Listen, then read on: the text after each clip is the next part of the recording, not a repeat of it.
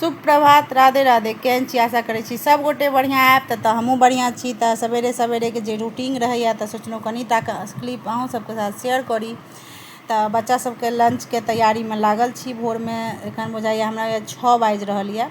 तऽ हमर बौआ सब 6:30 बजे में जाइए। तऽ फटाफट से पूरी बना रहल छलहुँ कि ओम्हर इंद्र देवता एलथि गरजे। आइ सवेरे सवेरे इंद्र देव धऽ कऽ झमझमा देला बच्चा सबके स्कूल के जाय के बेरे में।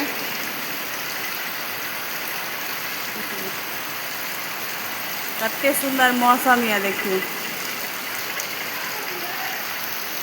भोरे भोरे झमझमा देलखिन।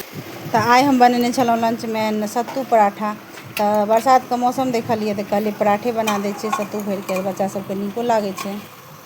फिर एम्हर हमर बेटी नाश्ता तास्ता कऽ कऽ लंच लऽ कऽ ऑटो में जाकर बैस रहल। ऑटोवाला आबि गेलखिन। ऑटोवाला कहै छलखिन आइ छोड़ि दै छियै, नहीं जेतै स्कूल। लेकिन हम कहलिए नहीं लऽ जाइयो, कियाकि हमर बेटी एक दिन स्कूल लगा एखन नहीं करऽ चाहैए। ओकर मैट्रिक के एग्जाम छै, मैट्रिक में छै एबरी।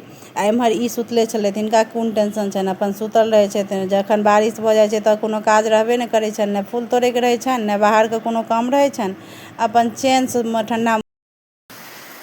यौ पंडीजी उठबै, भोर भेलै, 7 बाजे वाला छै। देखियो कते सुंदर बारिश छलै बाहर में। अपन लेट सुतैत या सबेर सुतैत, जखन मोन हेतनि तहन। तऽ हमरा सबके तऽ टाइम पर उठैए पड़ैया।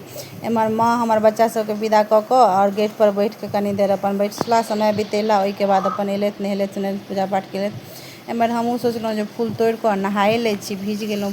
सोचलहुँ ई वर्षा होइत रहितै तऽ वर्षे में नहा लैतहुँ। लेकिन इंद्रदेव के तऽ बुझिते छियै जे कखन झमाझम बरसा देथिन आ कखन वर्षा के बंद कऽ देथिन। तऽ कनिको देर बरसतथिन से नहीं बरसलखिन आर भागि गेलखिन। फेर ई एम्हर आबि गेलथि फ्रेश भऽ कऽ। तऽ फेर हिनको लेल चाय बनेलहुँ। ओना सुबह में हमसब एक बेर पीने छलहुँ।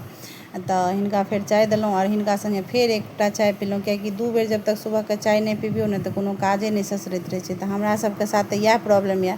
तऽ एहन प्रॉब्लम किनका किनका सबके साथ यऽ कमेंट